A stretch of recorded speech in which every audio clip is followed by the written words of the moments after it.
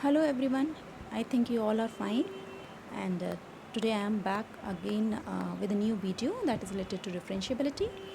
Differentiability is a very important topic, those who are in 12th for them also and those who are preparing for the competition for them also.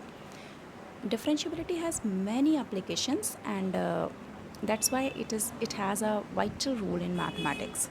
So in this video we are going to study the very basic of differentiability, and that is what is differentiability means the definition.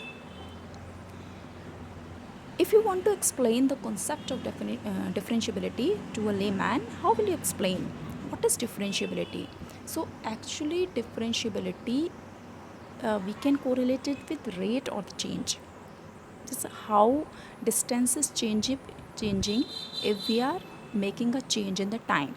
Okay, so here you can see the plot, the diagram or the graph you can say of that how the distance changes if we are changing the time. So that is called nothing but that is actually related to differentiability. So let's see. If we consider an example, f function fx equals to x cube you can know it's a polynomial function, so it is continuous function. So now let's find out that what sort of changes we can notice in y if we change x. So if we put x equals to 1, then what will happen? Fx, that is x cube, so it means 1 cube, that is nothing but 1, so it is written here. So if we put 2 at this place, then it will become 8, 3 then 27, 4 then 64. If we put x, then x cube, and x plus h, then x plus h cube.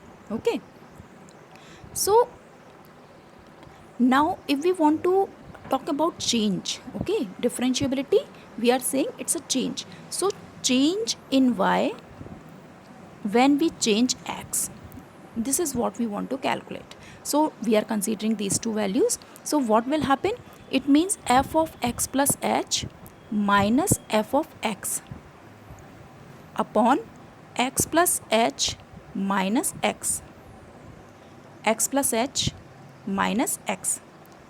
Okay, so x and x will be cancelled. So what it will be? F of x plus h minus of fx upon h. Okay, so f of x plus h is nothing but x plus h cube minus f of x is x cube. So we can see it in the next slide. Derivative of y with respect to x is nothing but change in y upon change in x. So here you can see that it is f of x plus h minus fx upon h. Suppose if h is a very small quantity, that is near about 0. So if it is happening, then limit h tends to 0, this will become this. Okay, limit h tends to 0, the same phrase, f of x plus h minus fx upon h. This is nothing but called the derivative of y with respect to x. We can represent it with f of dash x, or you can say d over dx of y. So these are the representations of derivation. Okay, now derivative, sorry. Now you see the definition, mathematical definition. What is the definition? If f is a real valued function means its output, or you can say range, is a real number, and c is any point in its domain, then f is said to be differentiable if what happens? If this limit, in the last slide we discussed about this, if this limit exists finitely. Okay, limit x tends to c, fx minus fc upon x minus c exists finitely. Okay, so it means if this limit exists, means left hand limit is equal to right hand limit, then we can say that the function is differentiable at that particular point. So domain, obviously it plays a very important role, so it's very important role to define domain. Now you see what is the meaning. We say this total complete phrase as left hand derivative equals to right hand derivative.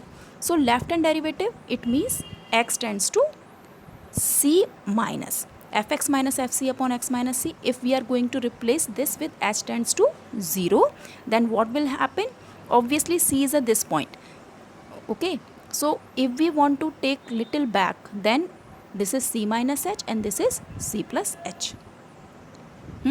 So h is a very very small quantity here. So limit h tends to 0, we are going to replace x with fc minus h minus fc upon c minus h minus c and c cancel, minus h will be left. And if we take the right hand derivative, that is c plus, then what will happen? Limit h tends to 0, f of c plus h minus fc upon h, that is right hand derivative. If both these things, yani left hand derivative is equivalent to right hand derivative, then we say the function is differentiable at c. Okay, so whenever you are finding, if you are talking about the definition, then what does the definition tell? The definition tells us that if you want to check it, first of all you see define that the function should be real valued and the domain should be defined well, and we are going to check whether the left hand derivative equals to right hand derivative. Left hand derivative, the word is used for the limit x tends to c fx minus fc upon x minus c. Okay, so this is what the definition. In the next video, we are going to discuss the next thing, that is the meaning, the geometrical concepts and all the things. So thank you so very much. If you have any doubt, you can post your query to me. Thank you.